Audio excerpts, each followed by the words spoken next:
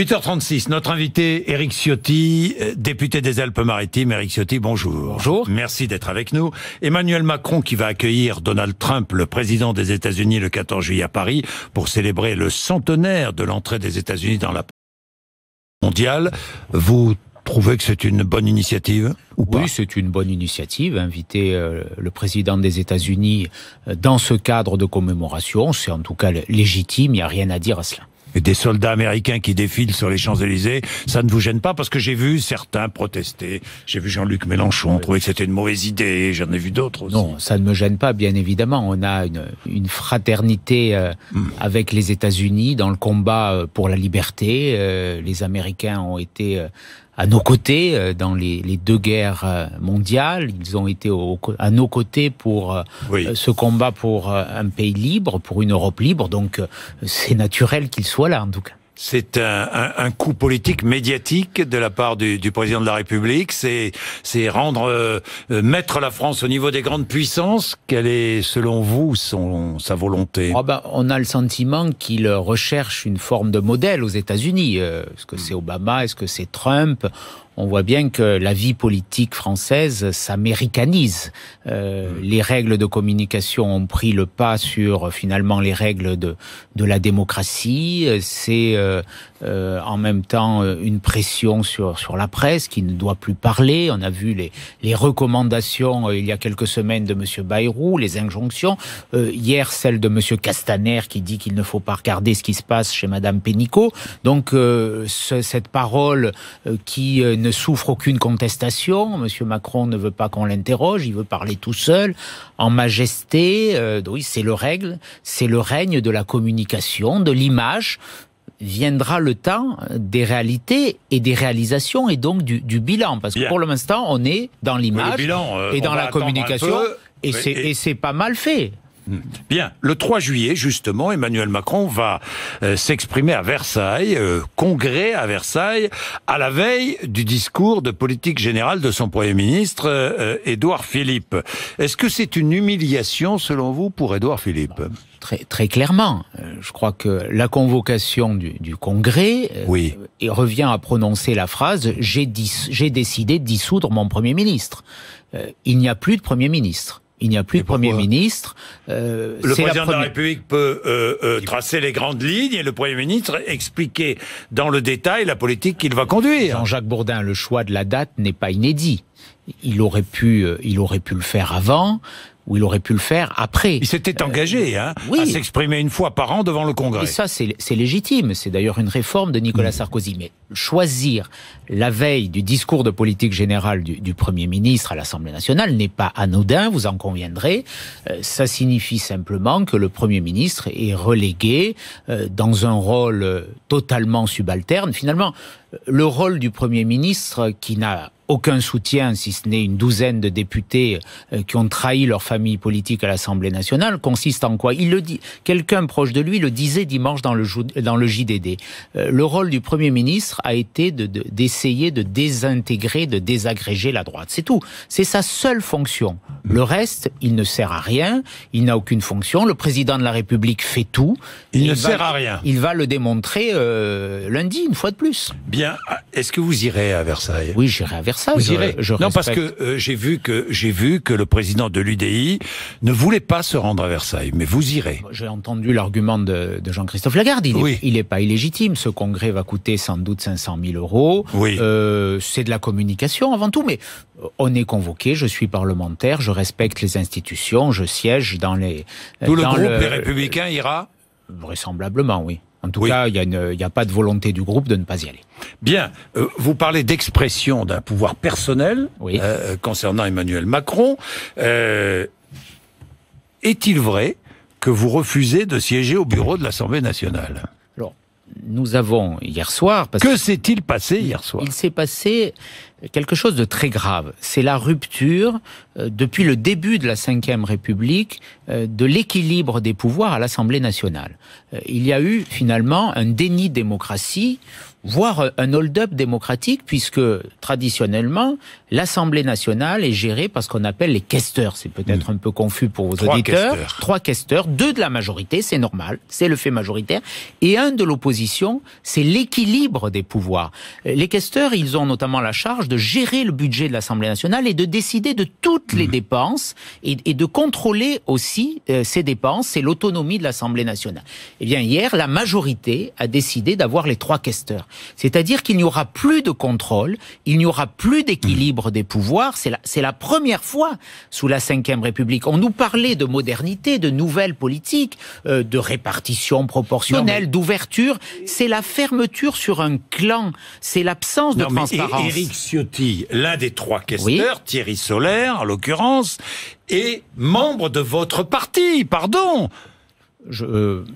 Quoi ? Je ne sais pas s'il est encore membre de notre parti. Mais il l'est. Thierry Solère, c'est un professionnel de la trahison. Hier soir, il a touché les dividendes au prix fort de sa trahison. Alors, c'est un professionnel de la trahison qui est membre du même parti que vous. Pourquoi ? Vous êtes extraordinaire aux Républicains.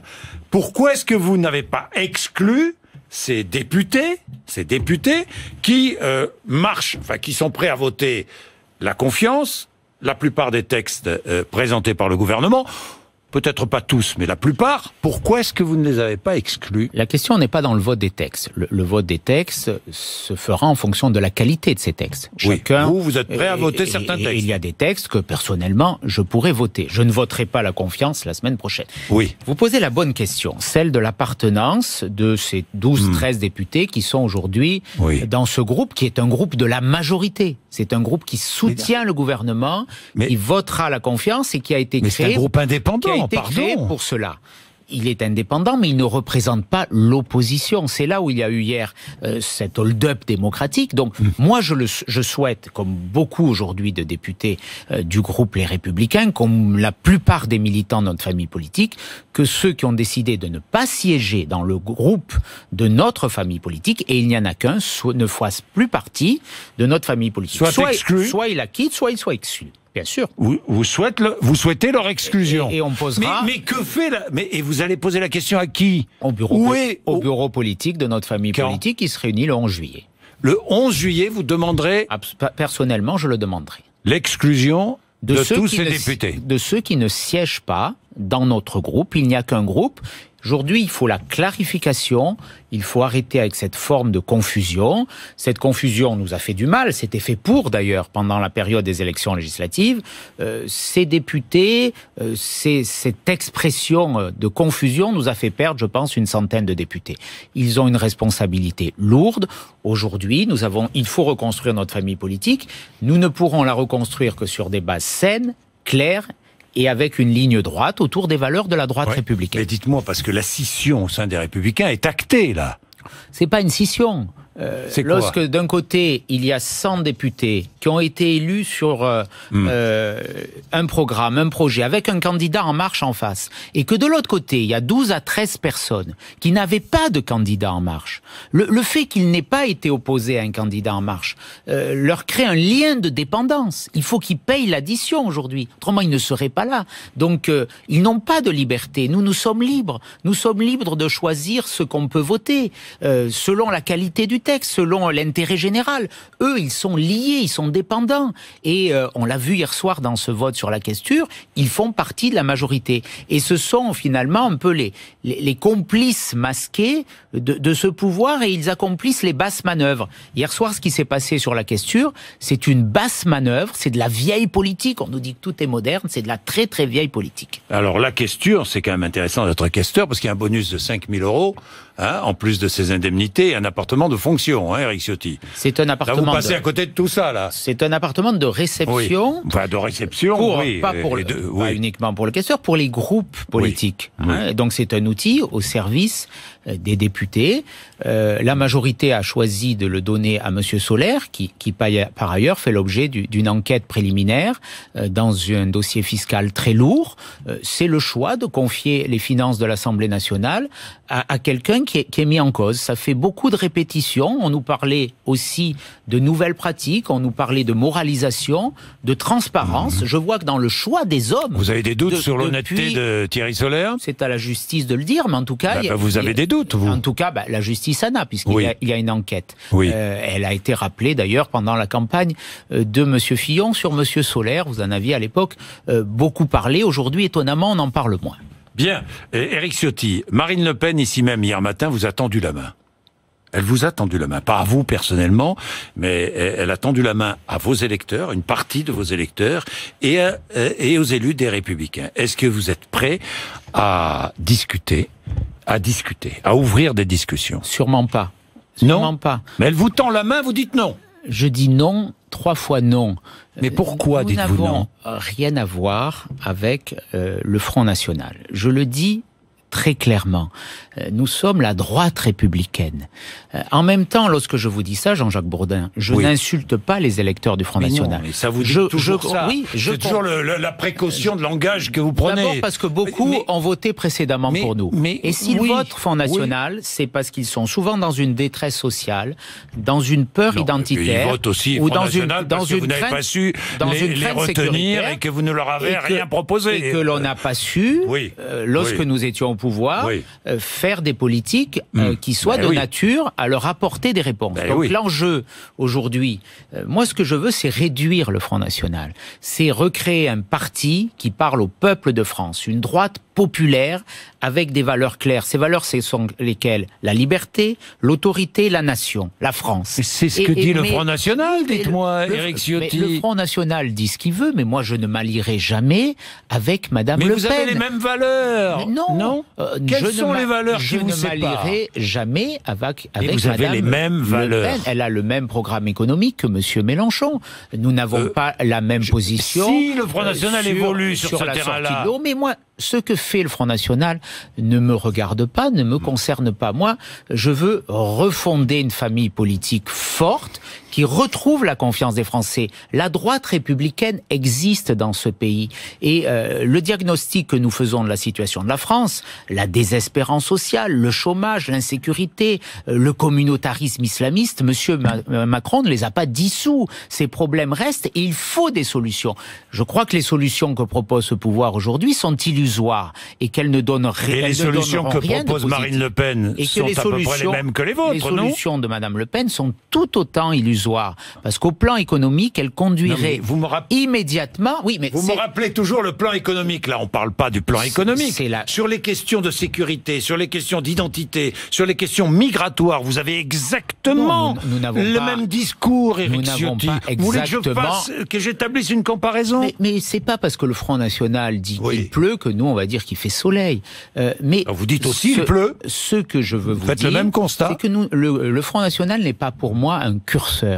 Moi, ce que je dis, c'est qu'il faut parler sans tabou des vrais sujets, que nous nous sommes souvent refusés d'aborder ces vrais sujets, et parce que nous ne l'avons pas fait, nous avons laissé prospérer le Front National. Moi, je veux que demain, ceux qui ont voté Front National comprennent que c'est une impasse, et qu'ils reviennent vers notre famille politique pour redonner une espérance à la France. C'est ça mon seul sujet. Je lis ce que dit Thierry Mariani, qui est membre des Républicains. Oui, je l'ai vu, je n'approuve pas ce qu'il a dit. C'est trop tôt, mais si la droite veut revenir aux affaires, il est évident qu'il y a quelques barrières à casser en termes de personnes, et vous n'approuvez pas. Je n'approuve pas ce qu'il a dit. Bon. Donc, pas d'alliance avec le Front National futur. Pas d'alliance avec Madame... Aucune discussion avec Marine Le Pen. Aucune discussion avec Madame Le Pen. Notre enjeu, c'est de reconstruire une droite forte. Mais vous allez dans le mur si vous ne discutez pas avec le Front National, non? Pas du tout. Nous vous démontrerons le contraire. Moi, je pense qu'aujourd'hui, l'espérance, si nous savons adopter le bon discours et avoir aujourd'hui des propositions fortes, sans crainte. Nous avons eu un discours qui a été un peu, je dirais, mis dans une eau tiède, qui nous a empêchés de regagner la confiance des Français. Nicolas Sarkozy, François Fillon, c'était des discours tièdes. Parce qu'il y avait peut-être trop de différences dans notre famille politique. Aujourd'hui, je crois qu'il faut une clarification idéologique, il faut une ligne claire et il faut un chef. Il faut se retrouver un chef. C'est Laurent Wauquiez, votre chef. Il faut le faire très vite. Est-ce Laurent Wauquiez, votre chef? En tout cas, moi, je me retrouve dans ce que dit Laurent Wauquiez. Nous aurons un congrès. Est-ce que vous souhaitez qu'il soit président? des Républicains? Je le souhaite. Vous le souhaitez? Je le souhaite. C'est clair? Je le souhaite. C'est clair. Et pas Valérie Pécresse? Personnellement, si Laurent Wauquiez devait être candidat, je soutiendrais Laurent Wauquiez. Bon, au moins, c'est clair. La réforme du travail, la réforme du Code du travail, en l'état, parce qu'on ne sait pas tout, hein, des discussions sont en cours, des consultations, pas encore de négociations avec les syndicats, mais en l'état, vous la votez ou pas? En l'état de ce que je vois, je la voterai. Je la voterai. Mais vous le dites vous-même, il y a beaucoup d'incertitudes, il y a des ordonnances, la méthode me plaît pas. Je pense que sur un sujet comme ça, aussi important, qui risque de conduire à des tensions dans la rue, il faut mieux que le débat ait lieu au Parlement et qu'il ait lieu, là aussi, sur des bases claires. Après, ce qui a été proposé en Conseil des ministres me paraît aller dans le bon sens. Est-ce que ça sera par exemple, le même point d'arrivée ? La pénibilité discutée au niveau de l'entreprise, ça vous paraît bien le cadre de discussion global au niveau de l'entreprise me paraît pertinent. C'est un progrès. Des référendums, par exemple, dans l'entreprise, ça vous paraît bien? Nous l'avions nous-mêmes proposé. Oui. Hein, c'était dans le programme et de Nicolas Sarkozy et de François Fillon. D'ailleurs, le programme d'Emmanuel Macron et François Fillon, ces questions-là se ressemblent. Sur ce point, il y a une question de curseur. Il y a de grosses différences, néanmoins, au plan économique. C'est l'ampleur de la réduction des dépenses publiques. La Cour des comptes va aujourd'hui annoncer de très mauvaises nouvelles. Bon, je ne sais pas si tout ça ne participe pas encore d'un scénario qui est fait pour repousser la diminution annoncée des impôts. On nous dit que la taxe d'habitation, tellement évoquée lors des campagnes législatives, la baisse de la taxe d'habitation pourrait être repoussée. Monsieur Delevoye, je ne sais pas si c'était chez vous, mais sur une antenne, nous dit qu'il y aura peut-être des efforts à faire. Ça veut dire qu'il y aura sans doute des impôts supplémentaires. Donc la hausse de la CSG, ce qui est clair, on va l'avoir tout de suite, et ça c'est une erreur et une faute, qui va pénaliser notamment 8 millions de retraités. Ceux qui ont plus de 1200 € bruts de retraite vont avoir une diminution. Ça nous verrons en janvier. Donc, on ne peut pas dire que le programme économique est le même. Sur la réforme du Code du travail, l'esprit est le même. J'en conviens. Sur l'ampleur de la baisse des dépenses publiques, pas du tout. Sur la diminution de la fiscalité, qui pour moi est le point essentiel, pas du tout. La réforme du Code du travail, c'est une condition nécessaire pour recréer des emplois. Mais ce n'est pas, et de loin, la condition suffisante. Et puis, pour accélérer la croissance, qui apparemment est en train de revenir, il est chanceux, finalement, Emmanuel Macron. Il a eu beaucoup de chance jusque-là. Le moral des ménages n'a jamais été aussi haut depuis 10 ans. Pourquoi, selon vous ? Parce qu'il y a ce climat, vous l'évoquez, une amélioration économique internationale. La situation économique au plan international, elle s'est améliorée depuis 5 ans. Il n'y a qu'en France où elle ne s'est pas améliorée du fait de la politique socialiste. Et si elle commençait à s'améliorer, dites-moi. Je le souhaite, du fait de la politique socialiste. Et M. Macron y a quand même beaucoup participé. Jusqu'au mois d'août dernier, il était ministre de l'économie de M. Hollande. Donc il ne faut quand même pas qu'il s'exonère de toute responsabilité dans ce bilan qui est catastrophique, y compris au plan budgétaire. Parce qu'aujourd'hui, on nous dit ça va être la responsabilité de Hollande. Certes, mais qui y avait derrière Hollande? Un secrétaire général à l'économie qui s'appelait adjoint à l'Élysée qui s'appelait M. Macron, un ministre de l'économie qui s'appelait M. Macron. Donc, dans le poids de ce bilan, et c'est vrai qu'il est très lourd, il y a aussi cette responsabilité. Donc, est-ce que demain, on va véritablement changer? Est-ce qu'on va baisser les impôts comme il convient de le faire? Est-ce qu'on va diminuer, parce que c'est la condition préalable, les dépenses publiques? Je ne le perçois pas. Eh bien, nous verrons. Demain, nous recevrons justement, un de vos anciens amis, Gérald Darmanin, qui est ministre. Qui est venu soutenir sans succès mon adversaire dans ma circonscription. Ce qui m'a beaucoup choqué, parce que j'étais allé le soutenir à Tourcoing, que par ambition, il veuille être ministre. Allez, c'est la nature humaine, même pas glorieuse, je le comprends. Vous aimeriez bien être ministre, vous, Éric Ciotti, non? Je l'aurais été, bien sûr, dans la fidélité à mes valeurs, mais jamais en trahissant mes valeurs. Je l'ai dit pendant la campagne législative qui a été très dure dans ma circonscription. J'ai dit, je préfère perdre dans la fidélité à mes valeurs et à ma famille politique que gagner en me compromettant sur des valeurs qui ne sont pas les miennes. Eh bien, Gérald Darmanin, qui est le ministre des Comptes publics, sera là demain matin, notre invité, 8h35, 9h. Merci. Et dans le journal de 9h, aujourd'hui sur BFM TV, la garde à vue de Muriel Boll qui se termine dans l'affaire Grégory. Les gendarmes fondaient énormément d'espoir sur son audition pour faire un pas décisif dans l'enquête qui dure depuis 32 ans. On saura dans une heure si elle est présentée au juge. À tout de suite.